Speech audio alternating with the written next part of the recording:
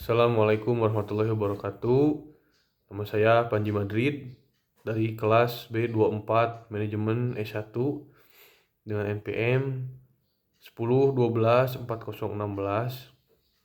Ya, di sini saya akan menjelaskan pemahaman mengenai ma'rifatullah atau upaya mengenal Allah sebagai syarat untuk memenuhi evaluasi tengah semester mata kuliah Pendidikan Agama 3. Baik, untuk yang pertama itu ada pengertian atau konsep dasar ma'rifatullah, itu adalah upaya seorang hamba dalam mengenal Allah Subhanahu wa taala dengan benar dan mendalam melalui dalil, wahyu, akal, fitrah, dan tanda-tanda alam, pengalaman selama hidup, kemudian saat penyucian jiwa.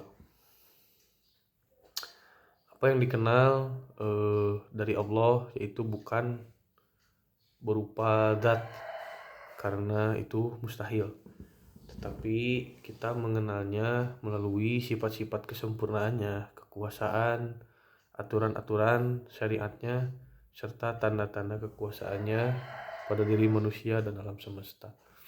Sebagaimana disebutkan dalam Al-Quran, dalam Quran surat Al-Baqarah ayat 225, Allahu la ilaha illa huwal hayyul qayyum, yang artinya Allah tidak ada ilah selain Dia yang maha hidup, yang terus mengurus makhluk-makhluknya.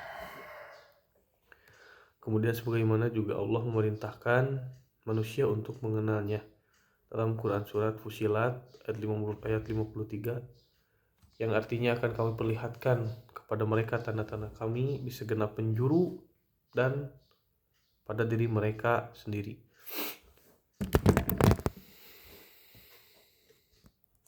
Kemudian selanjutnya ada pentingnya ma'rifatullah itu untuk apa? Yaitu menunjukkan bahwa Allah memiliki dampak langsung pada iman, ibadah, akhlak, dan ketenangan jiwa manusia. Yang pertama, kita masuk kepada tujuan utama penciptaan manusia, yang dimana telah disebutkan dalam Quran surat Az-Zariyat ayat 56, Oma khalaqtul jinna wal insa illa liya'budun, yang artinya aku tidak menciptakan jin dan manusia melainkan hanya untuk beribadah kepadaku. Kemudian ada dasar dari seluruh akhlak dan amal. Ketika seseorang mengenal Allah dengan benar, maka ia akan takut bermaksiat, kemudian akan melakukan ibadah, sabar saat diuji, bersyukur selalu setiap saat, kemudian jujur dan amanah. Selanjutnya meraih ketenangan hati, yang dimana telah disebutkan dalam Quran surat Ar-Rod ayat 28, Ala bidikrillahi tatmainul qulub, yang artinya hanya dengan mengingat Allah hati akan merasa tenang. Kemudian mendatangkan keberkahan hidup, disebutkan dalam Quran surat Al-A'raf ayat 96, yang artinya jika penduduk negeri beriman dan bertakwa, kami akan membuka keberkahan dari langit dan bumi. Kemudian kita lanjut kepada tauhidullah sebagai fondasi ma'rifatullah. Tauhid itu terbagi menjadi 3, yang dimana pertama ada tauhid rububiyah, yaitu meyakini Allah bahwasanya Allah adalah sang pencipta bumi, alam, dan seluruhnya, kemudian pemberi rezeki, pemilik, kemudian yang mengatur seluruh alam, yang dimana dalilnya telah disebutkan dalam Quran surat Az-Zumar ayat 62, Allahu khaliqu kulli syai'i, Allah adalah pencipta segala sesuatu. Kemudian ada tauhid uluhiyah, meyakini bahwa hanya Allah yang patut disembah, dicintai, ditakuti, dan diharap. Sebagaimana disebutkan dalam Quran surat Al-Fatihah ayat 5, Iyyaka na'budu wa iyyaka nasta'in. Hanya kepadamulah kami menyembah. Kemudian ada tauhid asma wa sifat, yaitu dimana meyakini nama-nama dan sifat-sifat Allah yang sempurna tanpa penyelewengan, penyamaan, atau pengingkaran. Sebagaimana telah disebutkan dalam Quran surat Al-A'raf ayat 180. Walillahil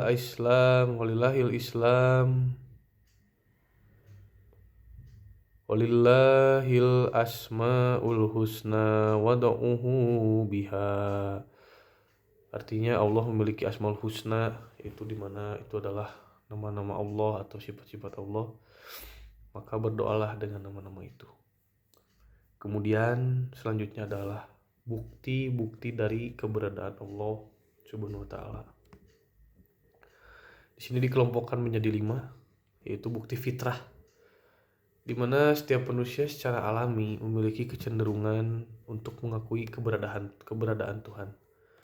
Sebagaimana disebutkan dalam Quran surat Al-A'raf ayat 172. Alastu irabikum qalu bala. Artinya, apakah aku bukan Rabb kalian? Dan mereka menjawab betul. Kemudian ada bukti indrawi atau bukti yang bisa dilihat atau dirasakan, yaitu dimana diciptakannya matahari, bulan, galaksi, kemudian malam berganti menjadi siang, kehidupan manusia di seluruh alam, dimana menunjukkan adanya zat yang mengatur atau maha pengatur, sebagaimana disebutkan dalam Quran surat Ali Imran ayat 190. Inna fi khalqi samawati wal ardh la yatil ulil albab. Kemudian ada bukti akli, yang dimana segala sesuatu pasti ada yang menciptakan atau ada penciptanya. Am huliku min airi syai'in am humul holikun. Artinya, apakah mereka tercipta tanpa pencipta atau mereka sendiri penciptanya. Quran surat At-Tur ayat 35. Kemudian ada bukti nakli,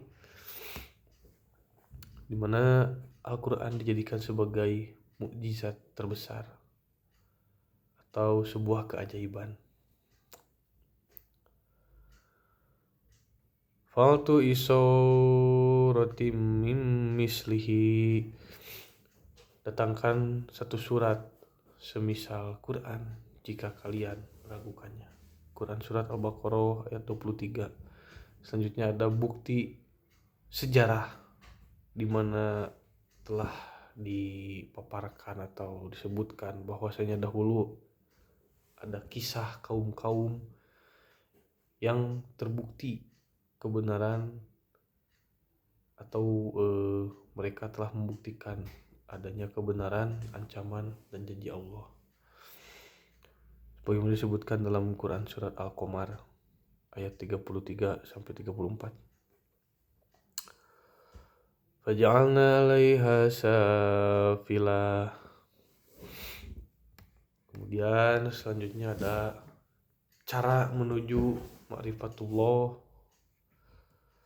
yaitu dengan pertama merenungi ayat-ayat Al-Quran dengan cara mempelajari Asmaul Husna, sifat Allah dan nama-nama Allah, kemudian kisah-kisah para nabi serta hukum-hukum yang telah Allah tetapkan.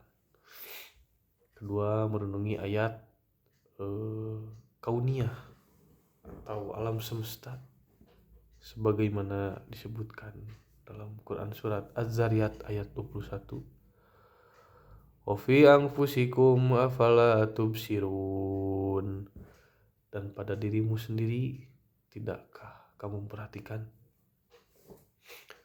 Kemudian menggunakan akal atau bertafakur, di mana Allah telah menciptakan manusia dengan seisinya, dan salah satunya yaitu adalah akal, di mana untuk digunakan menegaskan tanda-tanda Allah, bukan untuk menentang. Kemudian ada tazkiyatun nafs, yaitu dengan membersihkan hati dari yang namanya ria, sombong, iri dengki, dan suka bermaksiat, dimana setelah hati bersih nantinya akan lebih mudah atau menerima cahaya iman. 5. Memperbanyak ibadah dengan ihsan, dimana disebutkan dalam hadis riwayat Muslim, ihsan adalah engkau yang menyembah Allah seakan-akan engkau melihatnya. Kemudian selanjutnya ada penghalang ma'rifatullah, yang isinya pertama ada penghalang dari syahwat atau nafsu, yang terdiri dari kelalaian, kesombongan, dusta, dan kemunafikan. Kemudian banyak maksiat hingga hatinya menghitam. Selanjutnya ada penghalang dari syubhat atau keraguan, rancu dalam berpikir, yang dimana itu adalah kebodohan kita terhadap ketidakyakinan wahyu-wahyu Allah. Kemudian keraguan, menolak ayat-ayat Allah, serta lalai terhadap kehidupan di akhirat, padahal kita telah diberitahu dengan jelas dalam Al-Quran dan hadis. Kemudian ada buah dan hasil dari ma'rifatullah. Jika seseorang telah mencapai ma'rifatullah, ia akan mendapatkan keteguhan iman, ketenangan dan kekuatan mental, akhlak mulia, keberkahan rizki, jalan menuju surga dan ridho Allah. Sebagai akhir, kita simpulkan bahwasanya ma'rifatullah adalah pondasi tertinggi kehidupan seorang muslim. Maka siapa yang mengenal Allah dengan benar, ia akan hidup dengan iman yang kuat, mempunyai akal dan moral yang mulia, ketenangan batin, keberkahan hidup, serta keselamatan dunia dan akhirat.